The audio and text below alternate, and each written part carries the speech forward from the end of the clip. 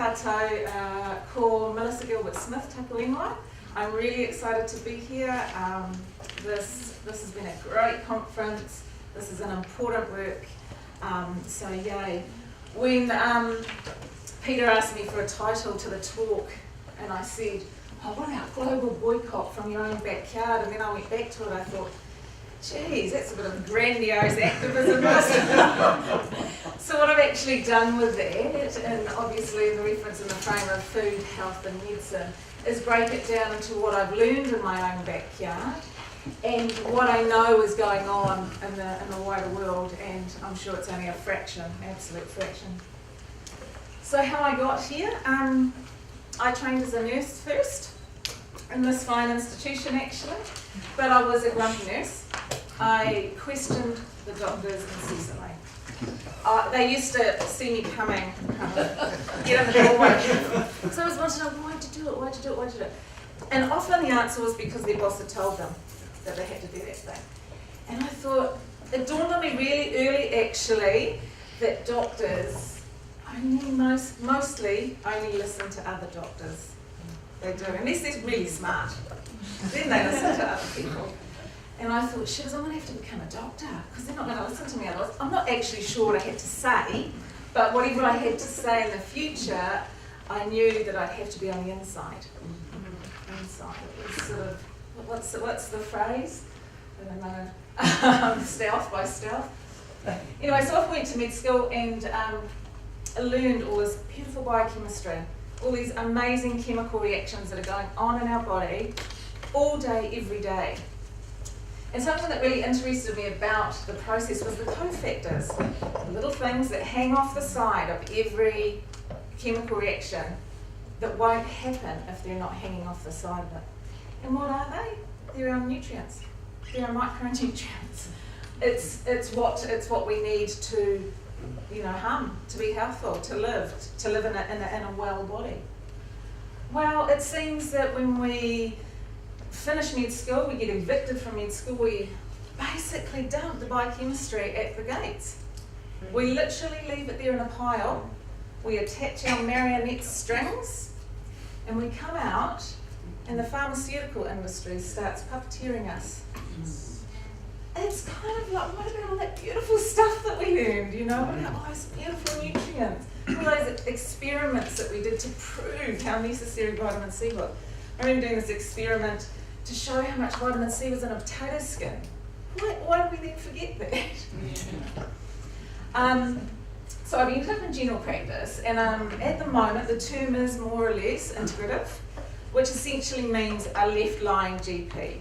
Somebody that's not going to poo-poo you if you're using homeopathy. You can probably tell the truth. You've just come for a diagnosis and you're going to go off and go and see a naturopath for the therapy.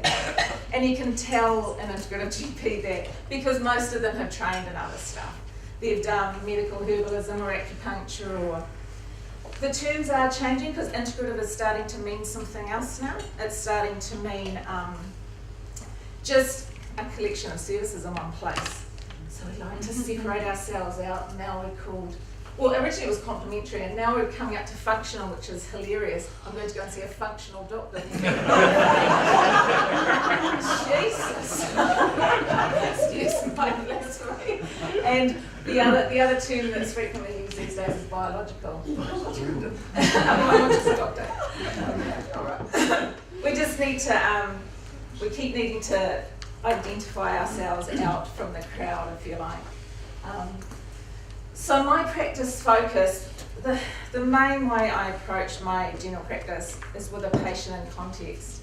A person doesn't just come to me with symptoms. So they always had to come for longer, and no one actually ever minded the doctor wanting to listen for longer, because I needed to know with what context they sat in, because all of those things around them, their work and their environment and their families and their relationships, are going to impact on who they are right now, and are going to be informing why they've come in. Okay, so that's sort of, and so because of that, there's a lot of, in my therapeutic regimes, I use a lot of nutrition, and I'm associated with the Australasian College of Nutritional and Environmental Medicine. I don't know if anyone's heard of that. They are a not-for-profit organisation that run a fellowship pathway for doctors, actually. So you can get, postgraduate qualifications through them in nutritional and environmental medicine. I've done the primary course with them, and lots of things are works in progress. The other thing I've done some study in, and I use a lot in my practice, is the mind-body focus. So what that means is that at any one time, your body is telling the story about what's going on for you. And making those links can be therapy in themselves. And they're not the doctor's link to make, they're the patient's gestalt to have. So that doesn't happen in 5 minutes. I increased my appointment time from 15 minutes to 30 minutes. And on the very first day, the very first appointment, that my appointments had gone to 30 minutes. At 19 minutes, I looked at the clock, at 19 minutes, the person in front of me had started to cry because the heart of the matter was coming out.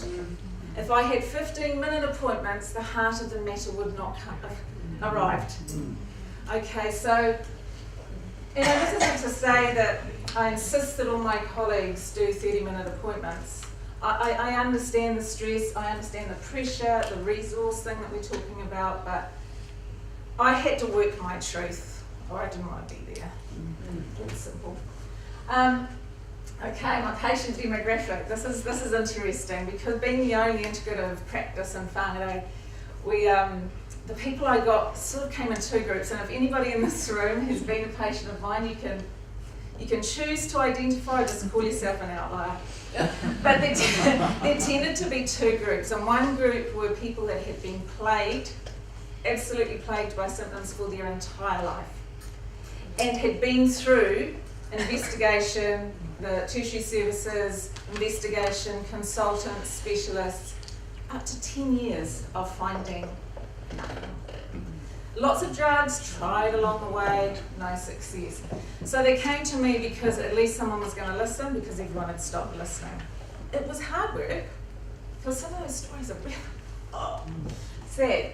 The other group that I had were people that really enjoyed a very high level of wellness, which I loved, because you didn't have to do anything. You didn't even really have to measure anything. They just wanted to come in once a year and check in.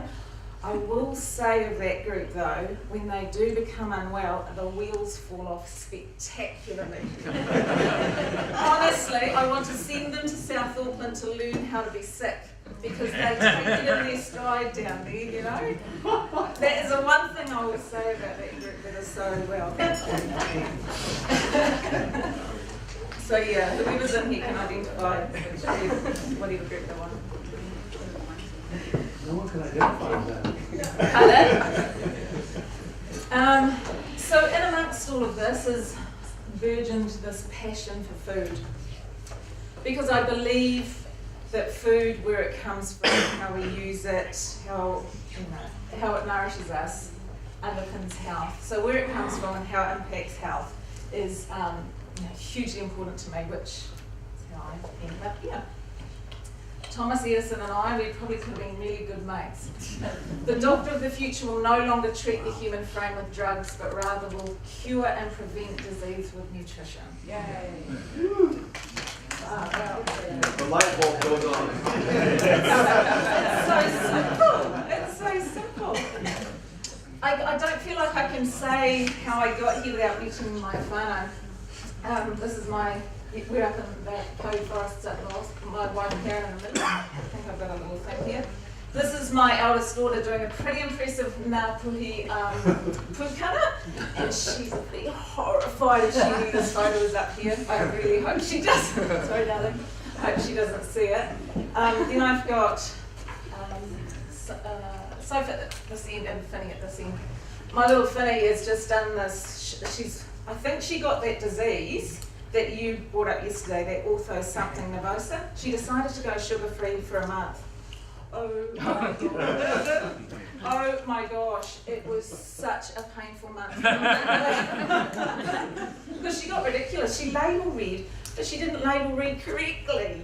So we had to talk about natural sugars versus added sugar, and anyway, it was an educational process. But I guess the point I'm trying to make is that what you eat, what you do, your children will do if they think it's good. If you tell them to do something and you're not doing it yourself, they're not going to do it. If you smoke and you tell your children not to smoke, they're not going to listen to you. So it's all about modelling, and you know, we're talking, everybody here has been talking about change on quite a high level. Change begins here. First here, and then who's around you, and then you go out from there. So I just want to make that point. Okay, so what I figured out, and I've sort of alluded to already, where we sit, i.e. us in context, our immediate environment, and what goes in here, which is also our environment, is what determines well-being. Simple. That's it. You know, like that's what I've learned from sitting with person after person who is having a bad time or a good time. Going back to the patient groups actually that I have, I would argue that food underpinned both sides of that story. That the ones that hadn't got well or that hadn't found out why they were unwell was probably related to food and hadn't been identified yet. The people that were living supremely well had worked it out. I would go so far as to say that. There's always exceptions to the rule, and I heard this beautiful phrase one day, old Fred syndrome. Like everybody knows somebody who smoked a pack of cigarettes every day. You could have fed them half a glass of battery acid for a day and they'll still live to 96. You'll still, you know, here's the exception to the rule. We get that. We get that. Look, we know the stuff I'm about to mention. There is so much work out there. We are getting bigger, we're getting fatter, our BMI is going up, chronic disease is escalating, hypertension, ischemic heart disease, diabetes, we know it, we've heard it. Cancers. We know it correlates with diet and lifestyle changes. We know that. We know we eat more, we get fatter, we get sicker. We eat rubbish, we get sick. I mean, it's just so simple. And that change in diet and lifestyle correlates with the changes in food systems. So, when we got industrialised food systems going, that's when we started to get sick. It's not rocket science, we're getting bigger and sicker. We're going to face up to it. And I believe the solution is not pharmaceutical. I believe the solution will be in food. We have to come back to food as medicine. This planet is like an extension of our bodies. You know, of course it's going to come up with a thing. Something goes wrong, it's going to come up with a thing to fix it. I firmly believe that. So I come back to this biochemistry, the cofactors. And I like to talk about a thing called biochemical health, because if let's go down to the micro. We know that organic food is more nutrient dense. There's plenty of studies out there. I've got a meta-analysis type thing at the end of my reference slide. About 25% more nutrient dense. You know, so simple again. Local seasonal food. If it's local food is picked when it's ripe. Ripe food has higher mineral, antioxidant, polyphenol levels.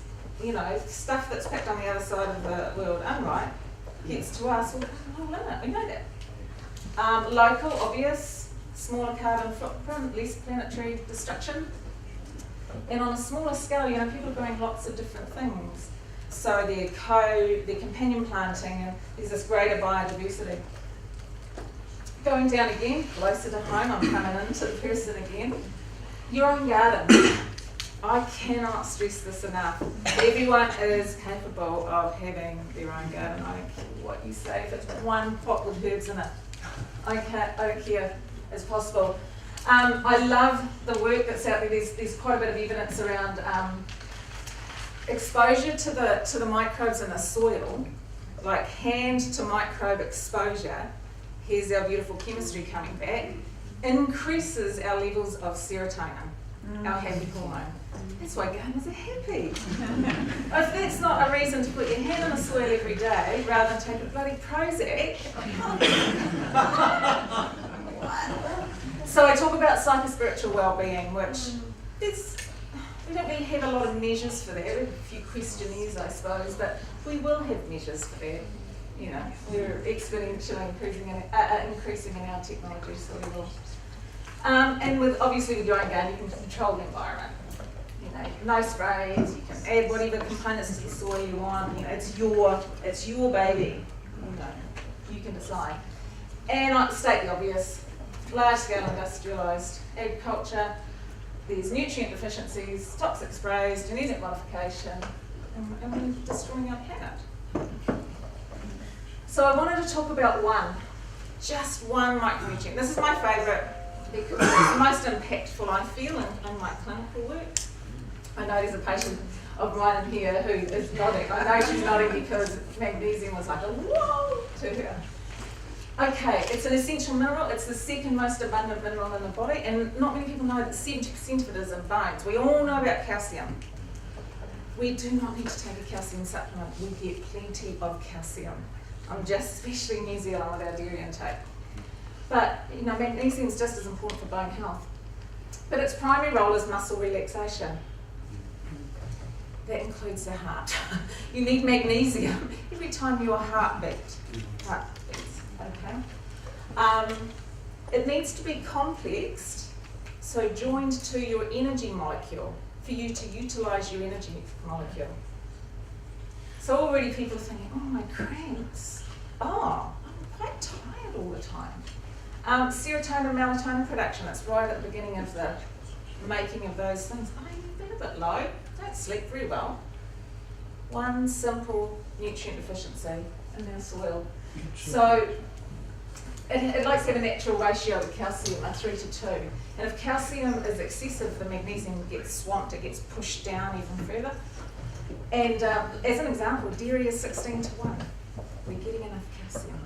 We've got to start thinking about it. Calcium phosphate fertilisers, so those superphosphate fertilisers that they throw all over those humongous areas and grow the same thing in them, they push the magnesium down. They create soil acidity and they lessen the plant uptake of magnesium. So we've got a magnesium deficiency at the beginning of our food chain. We kind of have to take it, or we have to get round the tomato plants with Epsom salts. Or we've got to take it. We cannot trust that vegetables that we buy have sufficient levels of magnesium. Look, I just want to use it as an example, but we could do it for every micronutrient. You could. Now, when I sat down to this meal, I said to my family, because everything's come out of my garden in this meal. And it was and I sat down with my family and I was like, humming, I was buzzing, I was moving, I was so excited. And I said, this is what I want to get into my talk. This is what I want to get across, how healthful this process of going out to the garden, picking your beautiful vegetables that haven't, your unabused vegetables, taking them aside and making a meal. It is the most healthful practice that I know. So I just put one of the million photos I've got of it's a humble garden. I've not come, my green thumb has not come easily. It's trial and error and lots of error and lots of fail, but the process and the knowledge that it's the right thing to do is enough to keep me going. So I'm sort of leaving the individual and going out sort of further into the world now, talk about that global boycott or whatever it was. While I was preparing for this talk, I found this great paper, Italian paper, which I felt was a bit synchronous with Barbara's work in Italy. It was written by a professor and her PhD student, and it was essentially, mostly it was about the slow food movement, but it was about similar, and how these movements, these alternative food movements, influence political investment of the consumer. Just the scope of alternative food networks, the stuff that we're doing here, that we might have got a mention had they written it, next year. And they talked about the intelligent consumer, which I didn't really like. There was a judgment inherent in that. So I changed it to informed. Sorry, a little bit naughty. But I liked this quote. The consumer is an important, indeed major agent for change. So how do we inform? That's what we've been talking about for a day and a half. Because the informed, us, must act. We've got no excuse. If you're here, you've been called to action. it's about the Food Council movement that we're talking about, all that amazing work that Ian's been involved in, influencing legislation, education. We have to be on a mission. And I want to congratulate every single person here for being on that mission, and keep it up. I want to talk about a few of the movements that are similar to what's happening here, just so we can feel, connected to like-minded people on the other side of the planet. The slow food movement began back in the late 80s, and it was the first global pushback to industrialised food production. Initially though, it was just to safeguard tradition and taste. But it's evolved, and it's had a beautiful evolution actually, and now it includes natural, local, traditional, sustainable, fair. I will say though that one of the founding members early on in the piece made this quote, and this is my favourite quote ever. We need to turn to small artisan food production to refuse poisonous preservatives and pesticides, and to enjoy unpolluted, unbrutalised nature. That is so powerful. That was said in 1989. That was decades ago. This is not new what we're doing. We just need to keep moving. So the different slow food projects that are going on.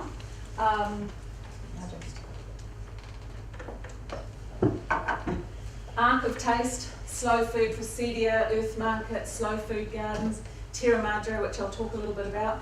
It's a global, it's a movement. It's a movement, undoubtedly. Terra Madre, so that was in the late 80s that slow food started. So it came on board quite late, 2004. And it represented an important epiphany for slow food eco-engagement. What it is a network of communities, farmers, fishers, herders, artisans, chefs, all of us, chefs, youth, activists, me, yay, researchers, my esteemed colleagues. And it's about promoting new food culture based on saving biodiversity, protecting the environment, respecting local cultures and traditions. So this is it. This is actually directly applicable to us, I've extended the anagram. S is seasonal, obviously, sustainable, sensible. This stuff is sensible. I don't feel like I'm telling anybody anything they don't know on some level. And I liked shortening of the food chain. Cut out the middlemen. Who was talking about that this morning? L for local, obviously, logical. Again, sensible, logical. This stuff it's in us, it's intuitive. Organic, O for organic, but the organic, it's not about the label, it's about the kaupapa. And I was talking to the lovely lady that started Kai Box in Kaitaia. Is she here today? Oh, there you are. Sorry, what was your first name? Cheryl. We talked about that idea that you didn't need a label, you just needed to know that its soil had been tested, not its soil. Yeah. And it's obvious. I keep using these words because I just want to push home that it isn't hard to inform people of something so simple. It's not. W for whole. I'll tell a little story at this point, the wisdomatic, because you made up a word yesterday, so I'm going to tell you about my made-up word. About 15 years ago, I was on Waiheke with my wife, and one of her students approached her, and she'd indeed been sampling the local cuisine, namely some mushrooms, underneath a tree on school property, if you please. So she was off her face. But she had so much to tell us, and one of the things she told us about her experience was that she'd become very wisdomatic. And I thought, that's brilliant, I'm going to use it as many times as I can before I die. So I reckon what we're doing here is wisdomatic. I reckon the slow food work is wisdomatic. So a paradigm shift has been happening for decades. And I'll just talk a little bit about a couple of movements that I know about, and then I'm wrapping up. So I love this quote as well. An environmentalist who is not a gastronome is a sad case. Today, a gastronome who is not also an environmentalist is an So one of the movements I found, it's quite big in the States, forks over knives. Have you heard about it? Yeah, you have. Can I show a hands who's heard about forks over knives? Yeah, cool. And have you watched the documentary on Netflix? Yeah, nice. Yeah, it's good, simple information, you know. So it started by a couple of very healthful, they're healthful 70-somethings now, in the States, and they came together with some mutual research. I think it was Esselstyn had been doing some cancer mapping in China and figuring out that there was these pockets, you know, where a certain cancer would be more prevalent, and trying to make the links between environment, food, etc. And Dr. Campbell, much to his colleagues' sort of chagrin, basically did some long-term research showing that you could reverse heart disease by adopting a whole food plant-based diet. So it's pro-vegetarian, so I've balanced it out with the next one. So it's essentially, it's almost like a new branch of medicine. On the documentary, they talk about a guy called Dr. Matt Letterman and his wife. And what they do is people come to them and they get their numbers done, you know, the cardiovascular risk factors and their inflammatory markers and whatever. And then they go to the supermarket with them. They go shopping with them. They go into their home, and these are doctors, and teach them how to make plant-based whole food food. And then at the end, measure their numbers again. Send them on their way. Not a pill or a prescription has changed hands. Pasture to plate is, I just found out about that. We had two friends come down from Vancouver recently. And one of my friends she's a landscape architect, and she's been involved in this movement, which is about 9 hours north of Vancouver, where this German couple have started the sustainable ethical agriculture. So they grow the animals in this most beautiful environment, the most beautiful way, and they have their own abattoir on site. I heard that being an issue yesterday. So when they kill the animals, they actually take them in with their pals.